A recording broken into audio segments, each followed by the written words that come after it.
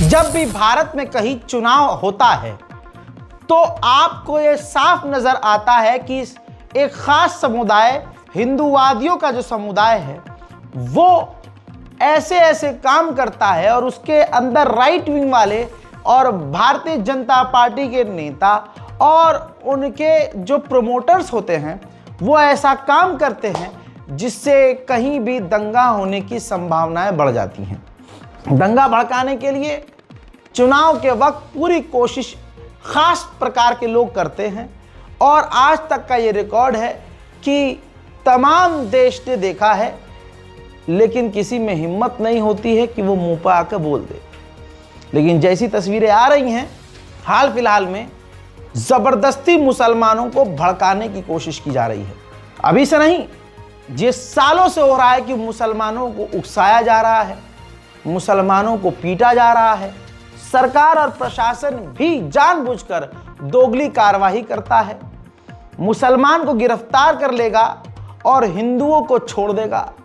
ऐसी जो तस्वीर है ये सारे भारतवासियों के सामने आ चुकी है। अब जैसे एक वीडियो में आपको दिखाऊंगा, ये देखिए किस तरह से हिंदू समुदाय के लोग देश में आतंकवाद और दंगा भड़काना चाहते हैं। सोचिएगा, मनोज श्रीवास्तव नाम का ही व्यक्ति है। देखिए, भारत का तिरंगा जो है वो डीपी पे लगाया है। ऐसे ही आतंकवादियों की पहचान आज हो रही है। कैसे?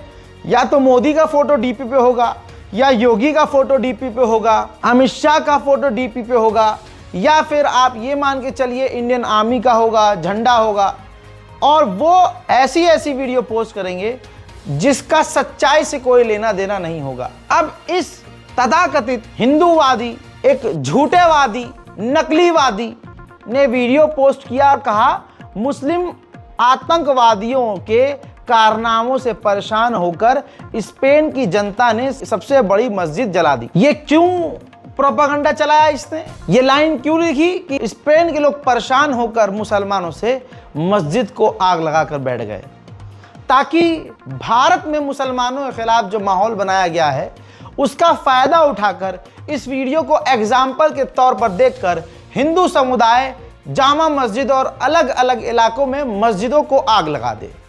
ये हिंदू समुदाय का प्रोग्राम और प्लान नहीं है, तो हिंदू समुदाय ऐसी खबरों पर खामोश क्यों है? क्योंकि हिंदू समुदाय चाहता यही है और ये खुद हिंदू समुदाय का है। मनोज श्रीवास्तव को मैं ये तो नहीं कह सकता ना कि ये ईसाई है या ये आसमान से उतरा कोई जानवर है। मैं ये तो नहीं कह सकता कि ये जमीन से निकला कोई खबीस की औलाद है तो हिंदू, नाम है हिंदू, नाम है सनातनी, तो मैं क्या कहूँ हजरात। अब इसकी सच्चाई क्या है? सच्चाई मैं आपके सामने रख रहा हूं। वैसे तो आप एआई से, गूगल से जब फैक्ट चेक करेंगे तो बहुत सारे प्रूफ मिल जाएंगे, लेकिन हम ग्रोक से पूछते हैं। ग्रोक ने रिप्लाई किया है कि यह पोस्ट स्पेन के पियरा शहर में एक नई मस्जिद पर आगजनी की घटना का दावा करती है जो 12 जुलाई 2025 को हुई थी। यह एक संदिग्ध रूप से इस्लामोफोबिया और एंटी माइग्रेंट दंगों से जुड़ी है जो एक बुजुर्ग पर हमले से भड़के।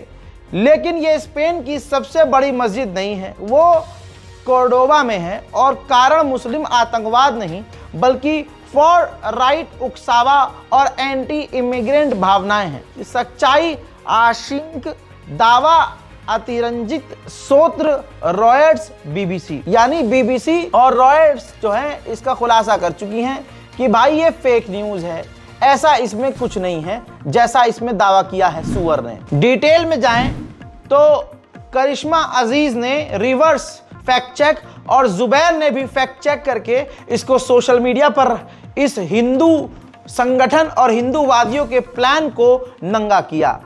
झूठ फैलाकर भारत में दंगा करवाना चाहता है। ये वीडियो 2023 में रूस के कजान शहर में एक मस्जिद में लगी आग का है। वैसे तो दंगा कराने को आतुर रहते हो, पर जब हो जाता है तो पापा पापा चिल्लाते हो। समझ नहीं आता कि तुम जैसे नाजायज डीएनए वाले करना क्या चाहते हो। बहुत सीधी बात है, दंगा करना चाहते हैं, दंगा करवाना चाहते हैं। ऐसा एक हिंदू नहीं मिलेगा। भारत में हिंदू नामी बहुत सारे ऐसे लोग मिलेंगे जो दिन रात झूठ फैलाकर भारत के अंदर का माहौल खराब करना चाहते हैं। कमाल यह है कि ये खुल्लम खुल्ला सोशल मीडिया पर झूठ फैलाते हैं, दंगा फैलाने की कोशिश करते हैं। शासन प्रशासन देखता भी है लेकिन कोई कार्रवाई नहीं करता। देश का पूरा सिस्टम सिर्फ दंगा करवाना चाहता है, मुसलमानों की इमेज को खराब करने की पिछले कई सालों से कोशिश कर रहा है। लेकिन प्रभु श्री राम की कृपा ऐसी है कि सारे के सारे अडुए खुद बदनाम हो रहे हैं और वो नंगे हो रहे हैं।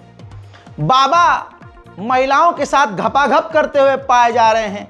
महिला साध्वी बाबा के साथ बंद कमरे में ठकाठक करती हुई पाई जा रही है। अपनी अम्मा के साथ रेप करने वाले, गौ माता के साथ रेप करने वाले यही हिंदू समुदाय के लोग पाए जा रहे हैं।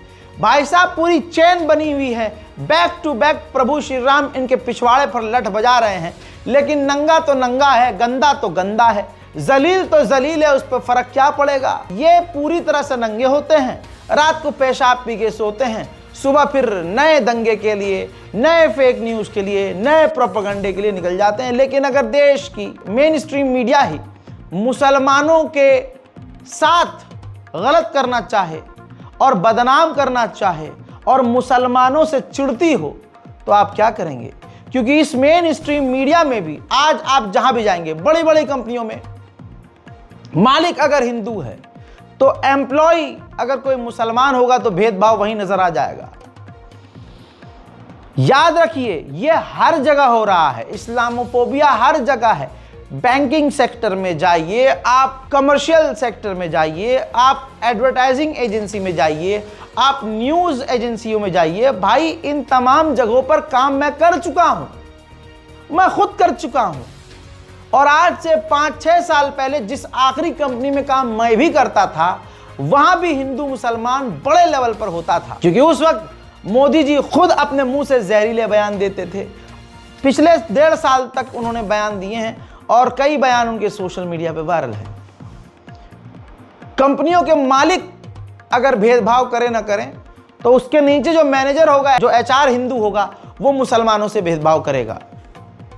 आप सब ने ये चीज महसूस की होगी, अगर नहीं की है तो आप गधे हैं या फिर आप अनजान बन रहे हैं, अनदेखा कर रहे हैं। अब जरा एनडीटीवी के सोचिए, मेन स्ट्रीम मीडिया के इस पोस्ट को समझिए और इनका मकसद क्या है आप समझिए। इन्होंने खबर डाली 14 तारीख को सुबह पहला पोस्ट देखिए 6:52 पर, सुबह ही सुबह एक झूठ, क्या कि 5 लोग गिरफ्तार हुए हैं जो कि हिंदू बिजनेसमैन को बांग्लादेश में लिंच करके मार दिए। इन्वेस्टिगेशन हो रही है और 5 लोग गिरफ्तार हो चुके हैं। अब तरुण गौतम जो सोशल मीडिया एक्टिविस्ट हैं, रिवर्स इंजीनियरिंग करी और कई सोर्स के थ्रू पता लगाया और नाम लिख दिया कि his name was Chand Miyan, a Muslim trader not a Hindu, what a fall NDTV. यानी जिसको मारा है, जिसको एनडीटीवी ने कहा कि एक हिंदू बिजनेसमैन को मार दिया गया है, सच्चाई यह है कि वो हिंदू बिजनेसमैन नहीं था।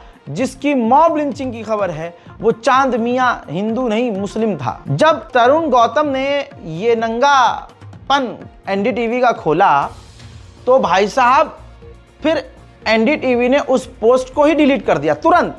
जैसे पकड़े गए तुरंत डिलीट कर दिया। तरुण वहीं फिर लिखते हैं कि एनडीटीवी ने तुरंत उस पोस्ट को डिलीट कर दिया फेक न्यूज़ फैलाने के बाद। जो हिंदू ट्रेडर को मॉब लिंच करके मारने की खबर थी, उस फेक पोस्ट को नंगा किए जाने के बाद मीडिया ने, एनडीटीवी इंडिया ने डिलीट कर दिया। सोचिए, अगर फैक्ट चेक ना किया जाए, सवाल जवाब ना किया जाए तो ऐसे ही स्क्रीनशॉट, ऐसी खबरों के स्क्रीनशॉट हिंदू संगठन, हिंदू समुदाय के लोग व्हाट्सएप पर एक दूसरे को भेजते हैं। फिर वो गुस्सा फेक न्यूज़ का, जो कि हाँ जी एक हिंदू को मॉब लिंच करके बांग्लादेश में मार दिया गया, यहां पर बदला लेते हैं मुसलमानों से। तो ये मेन स्ट्रीम मीडिया है, यही समझा रहा हूं, ये गोदी मीडिया है, मेन स्ट्रीम मीडिया है जो भारत में मुसलमानों को लगातार सालों से बदनाम करने की कोशिश कर रही है और करती आई है। मैं पिछले कई सालों से, बल्कि 5 सालों से, ये जो आज बहुत बड़े बड़े यूट्यूबर माशाल्लाह जैसे अजीत अंजुम भाई हैं और बहुत सारे हैं,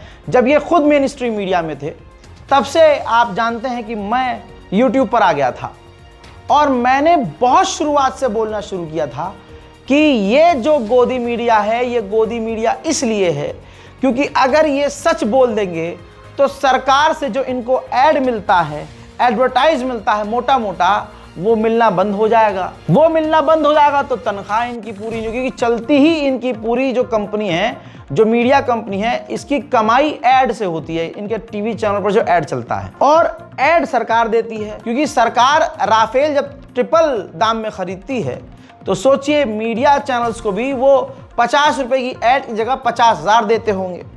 इसके बदले जैसा मोदी जी चाहते होंगे और वैसा ही चलता है ना। आज वो भी सच गोदी मीडिया के सुमित अवस्थी बड़े एंकर हैं, गोदी मीडिया के टॉप लेवल के, उनके भी मुंह से सच बाहर आ गया। उन्होंने साफ तौर से कहा कि सारा ऐड का मामला है, सरकार ऐड रोक देती है, पैसा नहीं देती है। सुनिए, इसीलिए हमको गोदी मीडिया कहा जाता है कि हम इसके खिलाफ नहीं दिखाते हैं। ये बहुत ज्यादा ट्रांसपेरेंटली बोल रहे हो, मतलब बिल्कुल ईमानदारी से बोल रहा हूं। ये नहीं पता होगा शायद किसी को ज्यादा।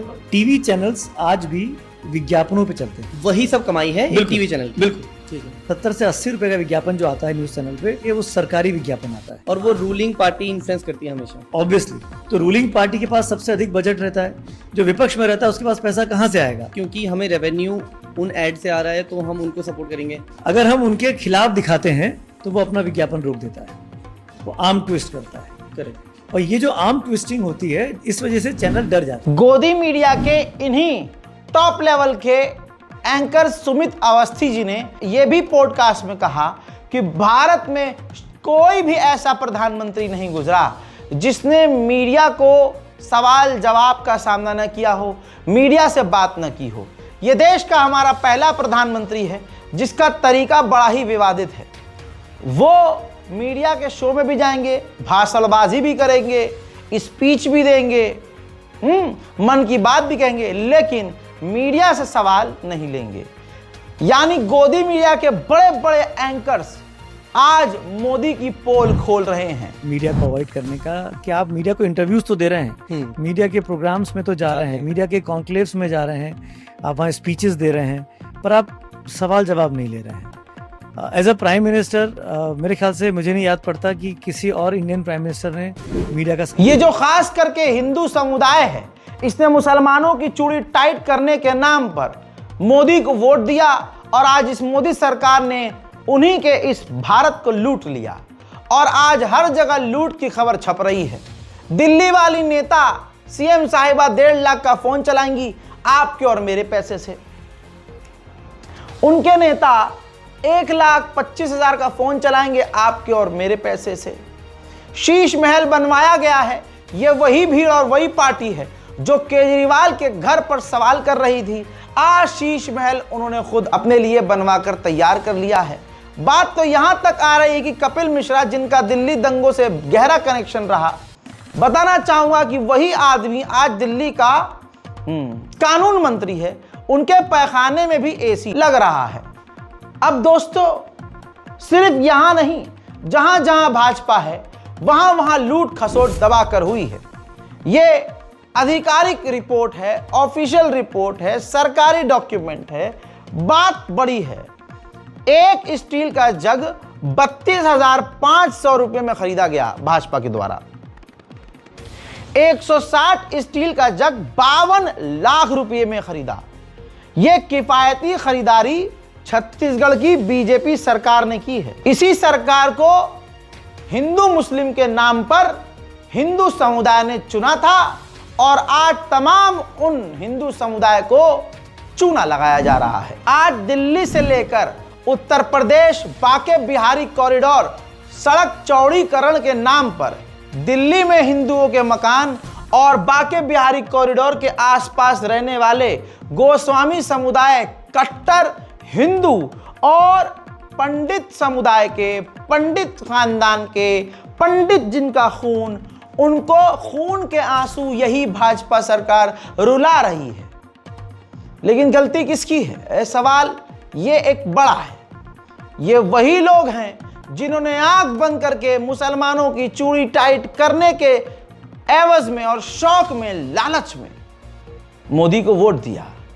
आज विकास के नाम पर गोस्वामी समुदाय को उजाड़ा जा रहा है, जो 200-200 साल से उस जगह अपने पूरे खानदान और शजरे के साथ रह रहे थे। उनका बाप ये, उनके दादा ये, उनके परदादा के परदादा ये थे। इस तरह से मंदिर की वहां सेवा करने वाले जो गोस्वामी समुदाय के लोग हैं, सड़क चौड़ीकरण और सड़क को सीधा करने के नाम पर सैकड़ों सैकड़ों साल पुराने हिंदुओं के मकान को तोड़ने का आदेश दे दिया गया है। ये वही तो हिंदू हैं जो कल तक मुसलमानों पर हो रहे जुल्म पर खुश हो रहे थे और गली गली में ये चीख रहे थे, सड़क नहीं चाहिए, रोटी नहीं चाहिए, मंदिर चाहिए, मंदिर चाहिए। अजी मेरा मानना तो यह है, ये सारा करिश्मा प्रभु श्री राम का है। राम जी के नाम पर लूटपाट की गई, राम जी के नाम पर तुमने दिल्ली दंगे किए और तुमने उसके बाद मुसलमानों पर, अल्पसंख्यकों पर हमले किए। प्रभु श्री राम का नारा लगाकर तुम निहत्तों पर हमले करते आए। राम जी का नाम लेकर तुमने राजनीति की। तुमने अपने पोस्टर में मोदी को बड़ा और राम जी को छोटा दिखाया। फिर उस पोस्टर को लेकर तुमने ये कहा कि जो राम को लाए हैं हम उसको लाएंगे। तुमने ये दुनिया को बता दिया कि राम इतने छोटे हैं कि मोदी उनको लेकर आए हैं। लेकिन हिंदू मोदी की भक्ति में इतना पगलाया हुआ था कि उसने राम को छोटा मान लिया और मोदी को बड़ा। सोचिए, किसी ने आलोचना नहीं की। जिसने आलोचना की कह दिया ये कांग्रेसी है। बहुत बढ़िया। आज उस पार्टी का सारा चरित्र हमारे अब उन तमाम अंधभक्तों को नजर आ रहा है। कुछ अभी भी अंधभक्ति पर हैं और ज्यादातर लोगों की आंख खुल रही है। छत्तीसगढ़ में दिखावा, मंदिर का काम चल रहा था। मंदिर के नाम पर हिंदू समुदाय खुश बड़ा हो जाता है, चाहे सामने वाला क्या कर रहा हो, कौन हो, नहीं फर्क पड़ता। तो मध्य प्रदेश में एक नेताजी किस समुदाय और किस पार्टी से होंगे मुझे बताने की जरूरत नहीं, खाली अपने ट्विटर पर अपने फॉलोअर्स के लिए, हिंदुओं को बेवकूफ बनाने के लिए वहां जो है काम करने गए, सेवा करने। फोटो अच्छी नहीं आई तो रिकॉर्डिंग करने वाले ने कहा कि नेताजी फोटो सही ना आया है, एक बार और आप जो है ऐसे तसला उठा के इसमें मट्टे डालिए। दूसरी बार में नेताजी ही तसला समेत गड्ढे में चले गए। ये क्या हुआ है? ये करिश्मा कैसे हुआ? प्रभु श्री राम भगवान को पसंद नहीं आ रहा था कि ये दिखावे वाला काम किया जाए और मेरे नाम पर वोट लिया जाए। एक तसला और फोटो नहीं आई।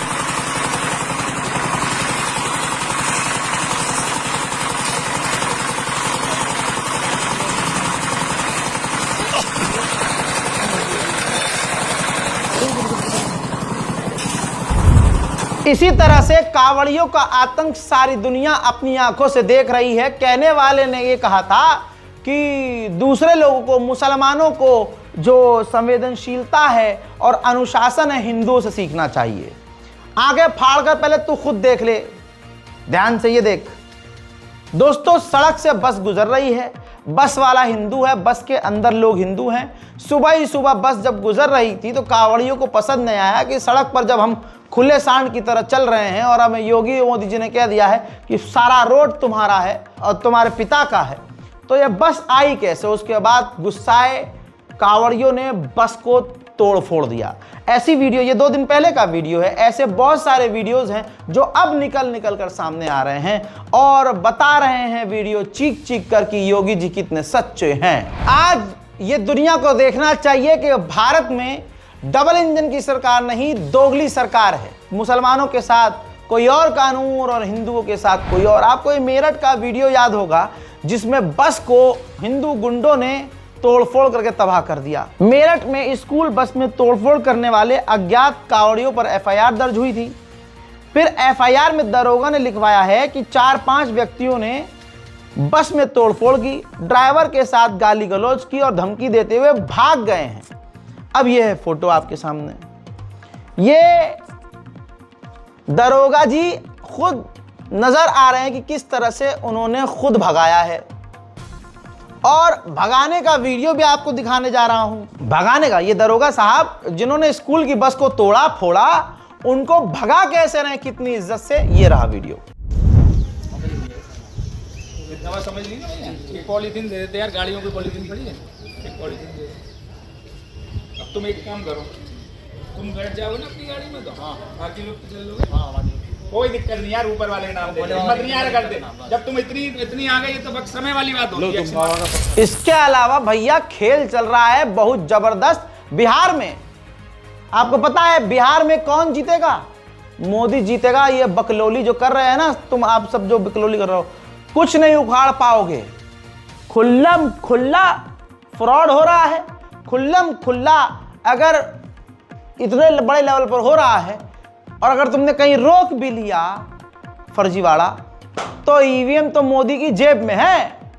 हजरात, पहले वेरिफिकेशन के लिए चुनाव आयोग के कार्यकर्ता घर जाते थे वोटरों के, अब मोहल्ले के वोटरों को एक जगह बुला लिया गया है।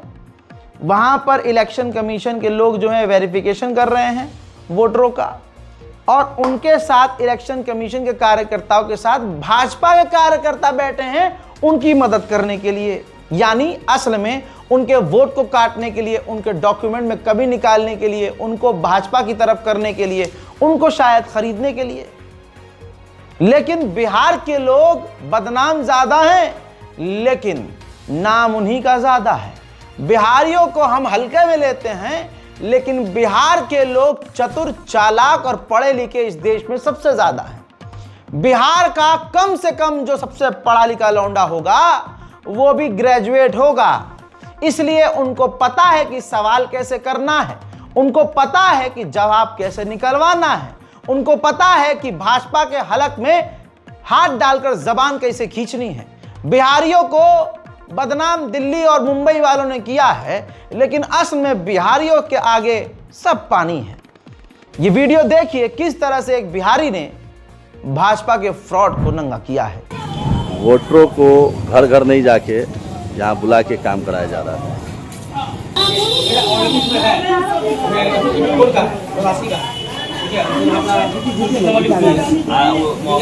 मैडम, ओ मैडम, आप हमको जरा बताइएगा कि आप किस हैसियत से यहाँ पर काम कर रही हैं? आप यहाँ पर कौन हिसाब से काम कर रही हैं? नहीं, समाज सेवी आपका नहीं ना, यहाँ वोट कर रहा है ना, बीएलओ कर रहा है ना, आप यहाँ क्यों बैठी हुई हैं? नहीं, आपको यहाँ बैठने उचित नहीं है। शिकायत हो रहा है ना, लोग कंप्लेन कर रहा है। भैया यहाँ का बीएलओ कैसे हम पूछे? कहाँ आरजेडी वाला दिखा दीजिए, कहाँ है? ये बिना मतलब की बात, आप क्यों बैठी हुई है? आपको नहीं बैठना चाहिए ना, आप भाजपा की महिला जिला अध्यक्ष, आपको यहाँ नहीं बैठना है। अरे नहीं, आप नहीं बैठिए ना, बीएलओ काम करेगा कि आप कीजिएगा काम?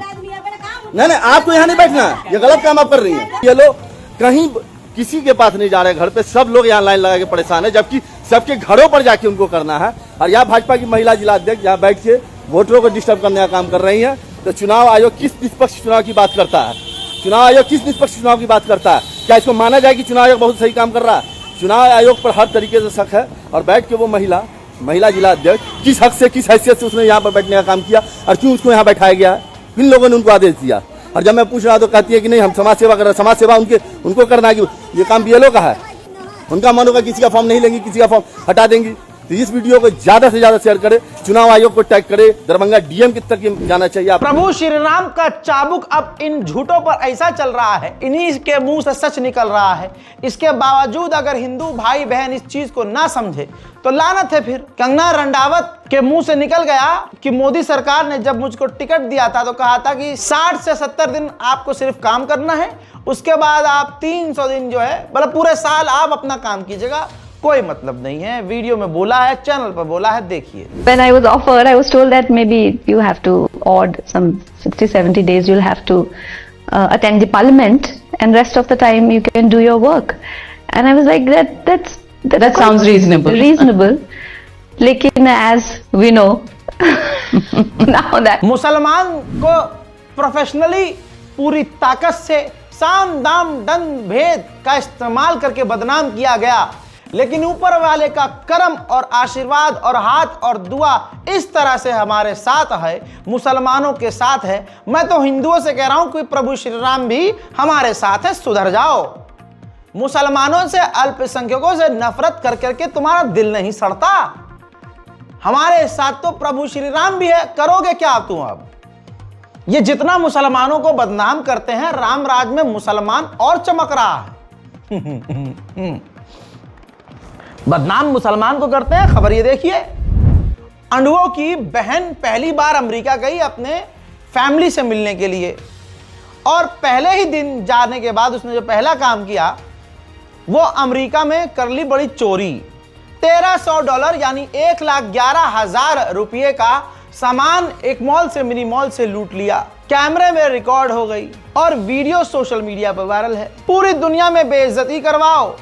ये अनन्या अवलानी है जो अमेरिका गई थी, एक स्टोर में घुसी, 7 घंटे शॉपिंग किया, 1,11,000 रुपये का सामान चुराया। सीसीटीवी में इनकी हरकत कैद हुई। अब हाथों में हथकड़ी। सवाल जवाब के दौरान 7 इन्वेस्टिगेशन भी चल रही है, पूछताछ भी की जा रही है। ये अंधभक्त ये ऐसे ही होते हैं। ये भारत में रहकर इसका सोशल मीडिया चेक करेंगे तो जरूर ये मोदी भक्त निकलेगी, और खास समुदाय और खास नारों से इसका ट्वीट और इंस्टाग्राम और फेसबुक भरा होगा। यही होता है।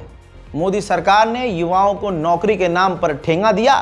अब वो जहां जा रहे हैं भारत का नाम खराब कर रहे हैं। बात नाम की आई है तो नाम कुछ मुसलमान लड़कियां और मुसलमान लोग भी बहुत ज्यादा रोशन नहीं कर रहे हैं, बल्कि मुसलमान लड़कियों ने तो, अगर नंगापन आप देखेंगे, ये मैं आपको लाइव एक्सपीरियंस दिखा सकता हूं। आप सोशल मीडिया खोलिए, आप खुद महसूस करेंगे। हिंदू लड़की और एक मुसलमान लड़की, दोनों में से जो ज्यादा ओछी और गंदी और ज्यादा नंगापन कर रहा होगा वो आपको मुसलमान लड़की मिलेगी।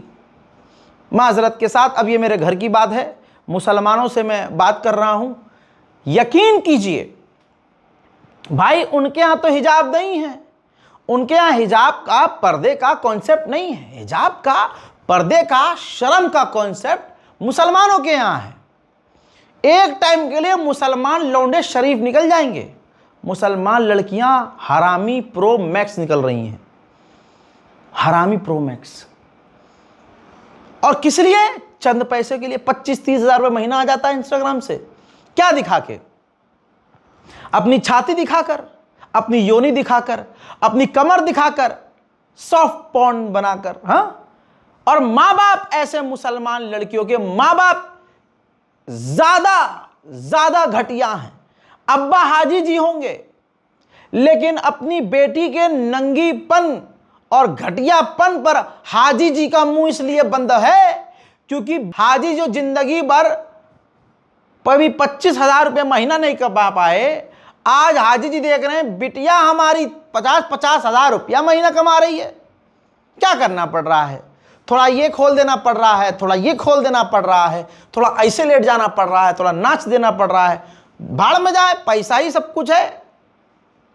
पैसा है तो सुकून तो होगा। अजी लानत है ऐसे पैसे पे। उन मुसलमान परिवार के माँ बाप पर लानत है भाई, उन पर कार्रवाई होनी चाहिए।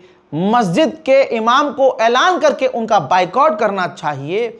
मोहल्ले के लोगों का, ऐसे बाप का बाइकआउट करना चाहिए जिनके घर के बच्चे घटियापन और ओछेपन पर उतरे हैं। गलती किसी और की नहीं है, हमारी गलती है भाई।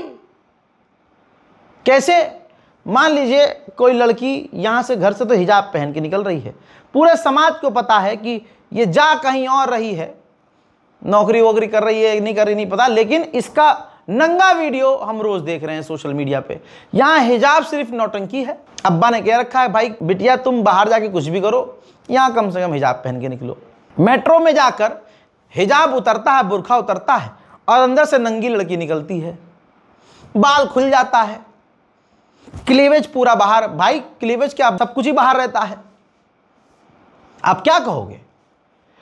अब वो जो लड़के देख रहे थे मोहल्ले में कि हाँ यार हिजाब वाली लड़की है, उनको पता था कि अभी आज नई रील आएगी, उसमें यही लड़की बुर्खा वाली नंगी दिखेगी, मजा आएगा।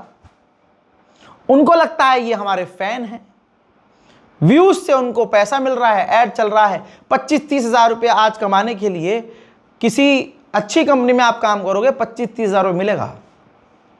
8-9 घंटे की ड्यूटी। यहां पर 2 बार ऐसे कर दो, पिछवाड़ा बाहर निकाल लो, फोटो खींच के पोस्ट कर दो, महीने के आ गए 30 हज़ार रुपये।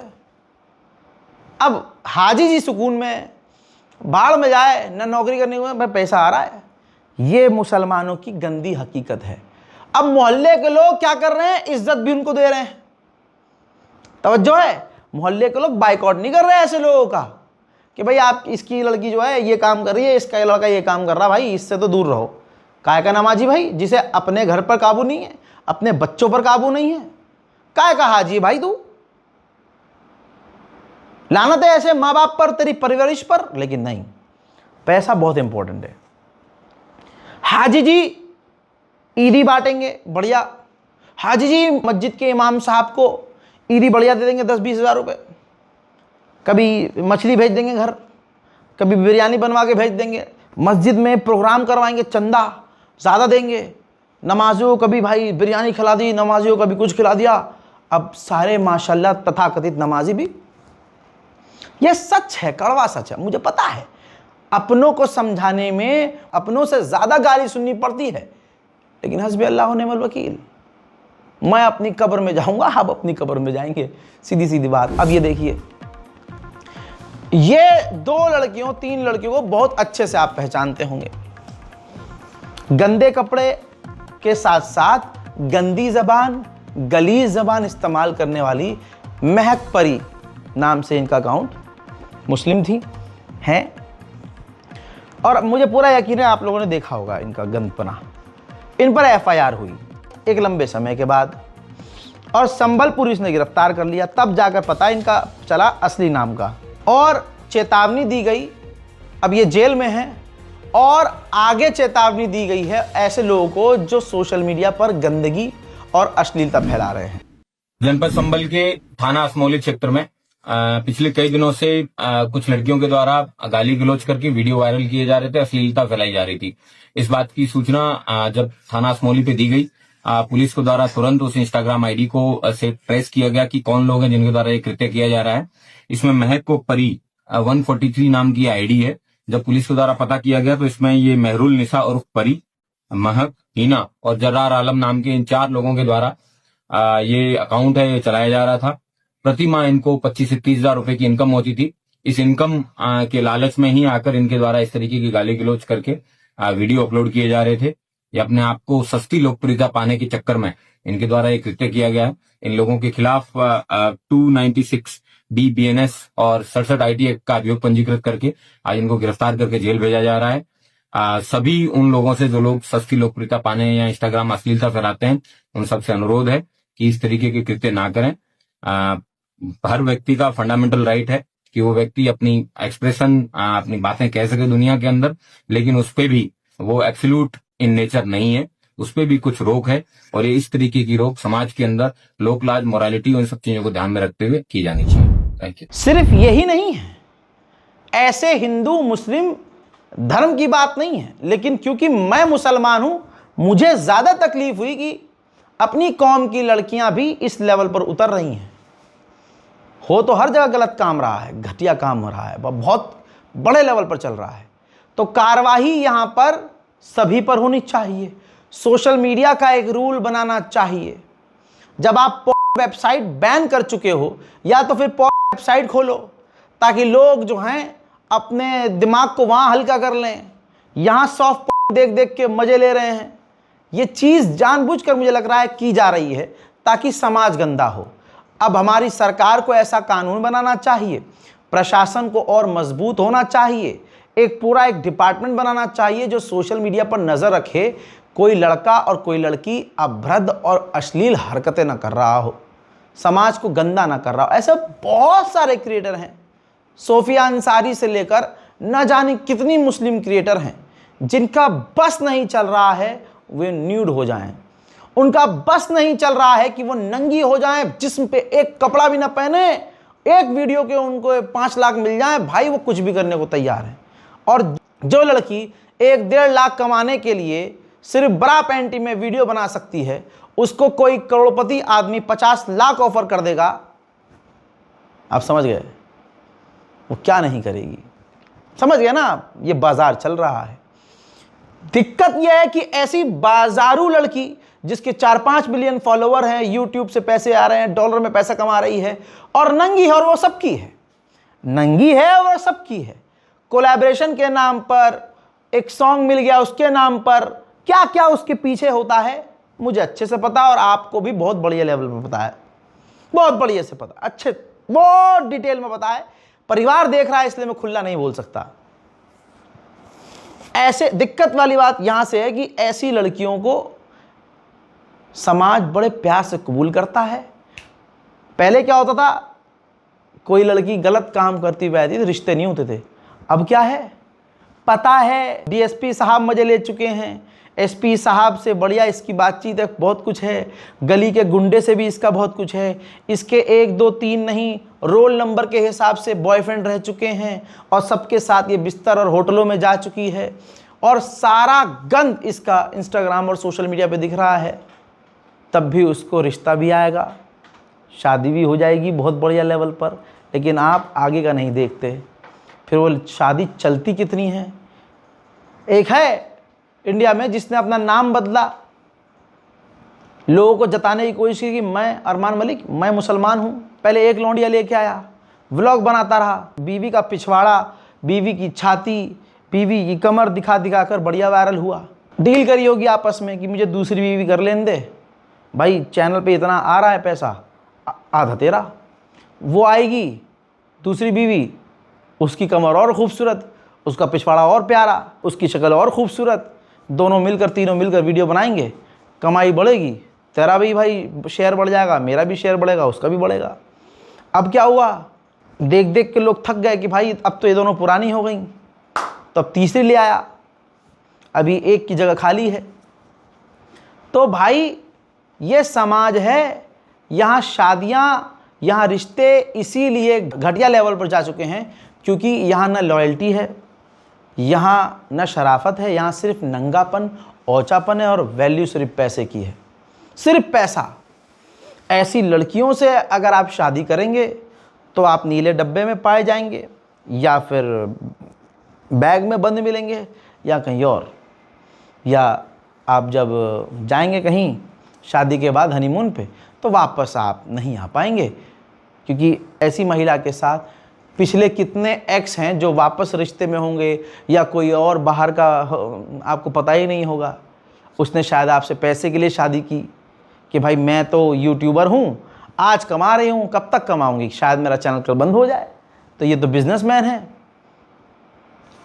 समझ रहे हो, ये बहुत डिटेल वाली बात है। ये एक बहुत बड़ा अलग टॉपिक है, बहुत बड़ा अलग टॉपिक है।